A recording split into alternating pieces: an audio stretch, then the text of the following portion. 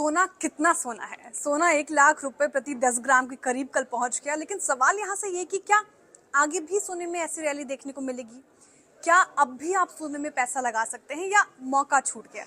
खैर, इस सवाल का जवाब 3 हिस्सों में समझते हैं। आखिरी वाला बहुत जरूरी है, ध्यान से सुनिएगा। पहला है historical data. Average annual return पिछले 20 सालों में गोल्ड का रहा है 11 से 12%। वही इक्विटी इंडाइसेस ने पिछले 20 सालों में एवरेज एनुअल रिटर्न 13% के करीब दिया है। दूसरा है क्राइसिस के समय में गोल्ड ने कैसा परफॉर्म किया है। तो देखिए, क्राइसिस के समय लोगों ने गोल्ड को चुना है।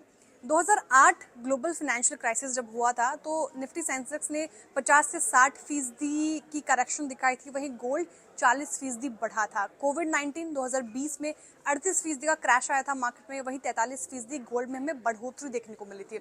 रशियन यूक्रेन 10% का डिप मार्केट में, वहीं 10 से 15% का गेन गोल्ड में। तो गोल्ड को सेफ एसेट के रूप में देखा जा रहा है। डर और अनसर्टेनिटी के बीच में मजबूत मांग है। तीसरा है पोर्टफोलियो डाइवर्सिफिकेशन।